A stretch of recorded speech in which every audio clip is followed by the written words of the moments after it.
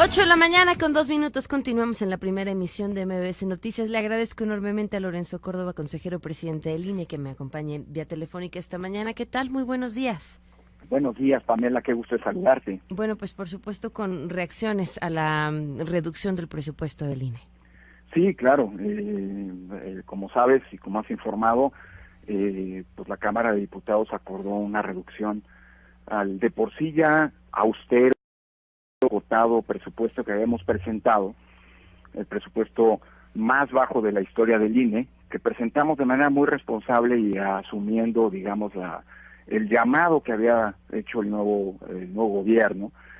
Y sin embargo, pues se decidió un recorte de 950 millones de pesos, como mencionaba, al presupuesto del INE. Se trata del recorte más grande de la historia del Instituto Nacional Electoral, con lo que pues estamos frente a una reducción que yo califico de irresponsable, que no solamente no partió de un análisis de las partidas que estaban afectando, sino que además hoy coloca al INE ante una situación presupuestal crítica para poder enfrentar plenamente lo que son sus responsabilidades constitucionales, ¿no? Por supuesto, hay que decirlo, al dinero de los partidos políticos, pues el financiamiento público para los partidos políticos no se le tocó ni una coma, con lo que una vez más estamos frente a una historia que ya conocemos, ¿no? Cuando hay recortes, pues lo único que se afecta es el presupuesto operativo del Instituto Nacional Electoral y no el dinero, el generoso dinero que se le entrega a los partidos políticos, ¿no? Pero sí es una situación muy delicada porque este recorte, que no fue ni comentado ni analizado, si tú observas el presupuesto que aprobó la Cámara de Diputados, no hay ninguna razón, ninguna justificación, ninguna motivación que explique los montos del recorte al Instituto Nacional Electoral. Sin más, se determina que se reducen 950 millones de pesos. Y eso lo vamos a tener nosotros que determinar, a qué partidas va a afectar. Y sobre todo, si esta afectación no se traduce en una lesión a los derechos de las y los ciudadanos o un menoscabo de lo que son funciones constitucionalmente conferidas al INE. Estamos hablando de que vamos a hacer todo lo que podamos para no afectar la expedición el próximo año de más de 15 millones de credenciales que preveemos serán solicitadas, credenciales para votar con fotografía. Tenemos que analizar si hay modo de que no se afecte la organización de las elecciones, de las 5 elecciones locales que se llevarán a cabo, Baja California, Aguascalientes, Durango, Quintana Roo y Tamaulipas. Vamos a analizar si no se afecta, por ejemplo, el monitoreo de los medios electrónicos, de la radio y la televisión, que hace el INE, que es el único órgano del Estado que lo hace. Por cierto, como dieron cuenta ustedes, el viernes pasado incluso firmamos un convenio con la Secretaría de Gobernación que implicaría un ahorro para dicha Secretaría de más de varios cientos de millones de pesos por monitoreos que le realizaban particulares y que hoy el INE está dispuesto a ofrecerles de manera gratuita. En fin, tendremos que analizar qué partidas pueden afectarse o reducirse sin afectar derechos, sin afectar responsabilidades constitucionales, y si esto no es posible, pues también tendremos que analizar qué vías jurídicas existen para poder defender pues todas aquellas funciones que sirven, insisto, para garantizar los derechos de las y los ciudadanos y pues la recreación de la democracia en México, ¿no? Es que justo eso quería preguntar, ¿qué pasa si no alcanza? ¿Cuáles son los mecanismos, no sé, legales que le quedan al instituto para poder cumplir con sus funciones? ¿Y qué pasa, y si está contemplado, si no cumplen con sus funciones? Bueno, pues si no cumplimos con nuestras funciones, porque no alcanza el dinero, no va a ser responsabilidad del instituto, y eso es importante decirlo desde ahora. Si alguna de las funciones constitucionales que están encomendadas al instituto, organizar elecciones, vigilar la equidad en la contienda, fiscalizar a los partidos políticos, que es una función pues que cuesta dinero, digamos, ¿no? Nosotros hacemos un despliegue muy importante para vigilar, tanto territorial como técnico, para vigilar que los partidos políticos no violen las reglas en materia de financiamiento, y por supuesto, pues la expedición de la credencial para votar con fotografía. ¿Sabes cuánto de lo que habíamos pedido, cuánto supone, qué porcentaje supone que los mexicanos podamos tener una identificación gratuita? Casi el 30%, Pamela. ¿Sabes cuánto supone que podamos organizar elecciones? Pues el 34% de lo que habíamos solicitado. Pues si el dinero no alcanza, imagínate que nosotros digamos no tenemos dinero para hacerlo.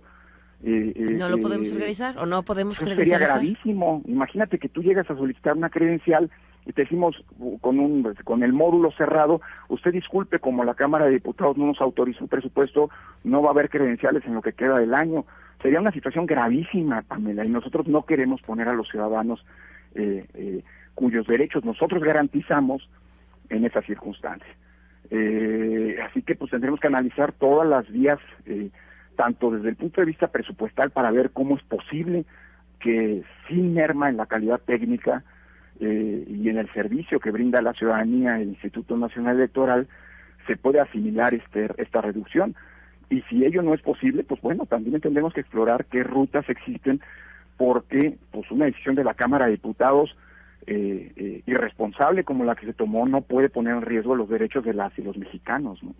Da un poco la impresión que están entre la espada y la pared, porque de poder alcanzar a llevar a cabo todas sus obligaciones con esta inmensa reducción en el presupuesto, quedaría el argumento de, ya ven, si les alcanzaba y querían dinero de más, pues sí, y de no alcanzar es no saber. Vaya, me parece que a nivel de discurso prácticamente están entre la espada y la pared.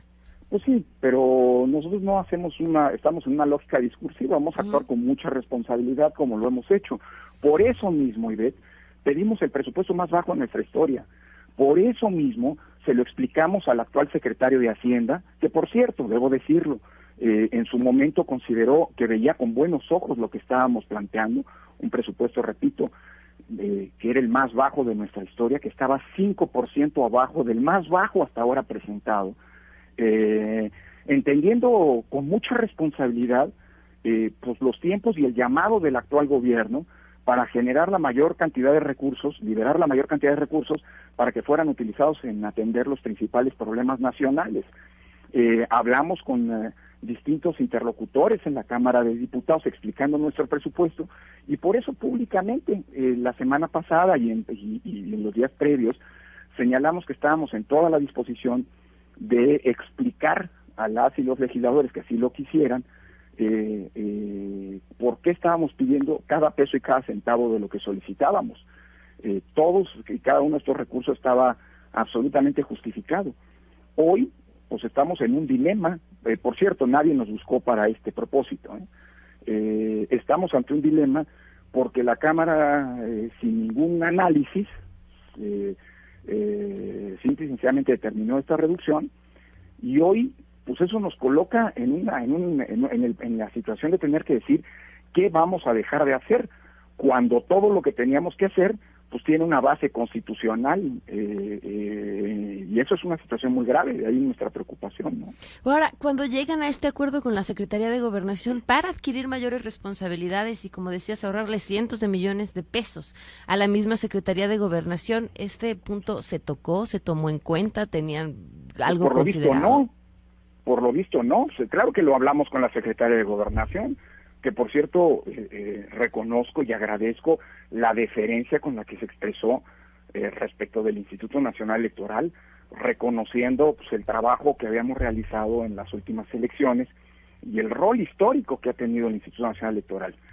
Pero pues evidentemente los diputados no tomaron en cuenta que con este acuerdo y otros que están en camino, pero que hoy pues evidentemente se ponen en entredicho porque el INE no se va a comprometer a algo que no pueda cumplir, pues lo que estábamos haciendo era justamente contribuir a esa lógica de generar ahorros al Estado mexicano.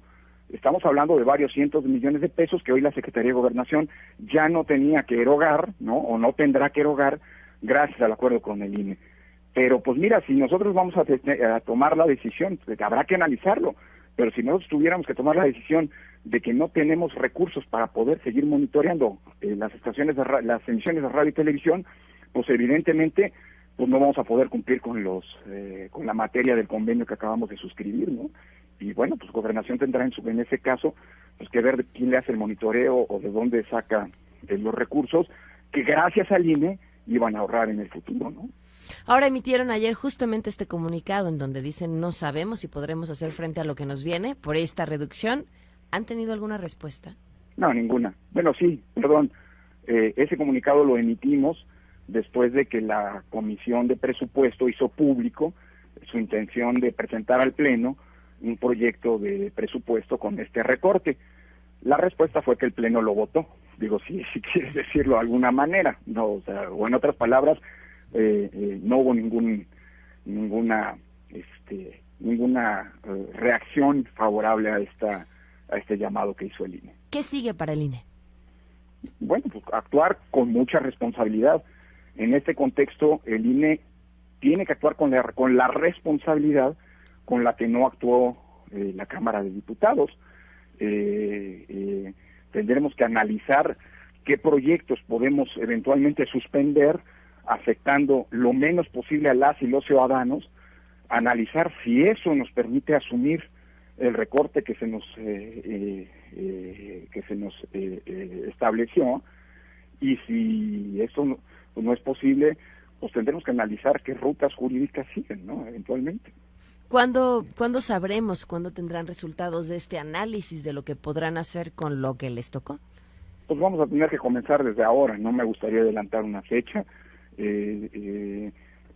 Las rutas jurídicas tienen una caducidad, si optamos por ellas. ¿Existe la viabilidad de una ruta jurídica? Pues tendríamos que explorarla, ¿no? Okay. Porque la democracia supone un equilibrio y entre poderes, entre órganos del Estado. Ningún poder es absoluto. Un poder absoluto es contradictorio con la lógica misma de la democracia. Y si bien nosotros siempre hemos sido deferentes a la voluntad del Congreso, el Congreso en una democracia no lo puede todo, no es omnímodo. Si el Congreso lo pudiera todo, pues estaríamos frente a lo que los clásicos llamaban la tiranía de la mayoría, y eso es contrario a la democracia.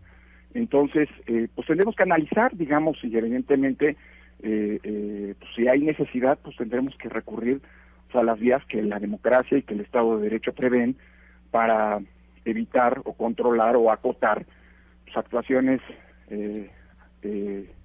irresponsables, como la que, desde mi punto de vista, en la que incurrió la Cámara de Diputados el día de ayer con este recorte. Pues estaremos al pendiente de todo lo que suceda. Lorenzo Córdoba, muchas gracias por habernos tomado la llamada. Al contrario, Pamela, te lo agradezco mucho. Gracias, muy buenos días.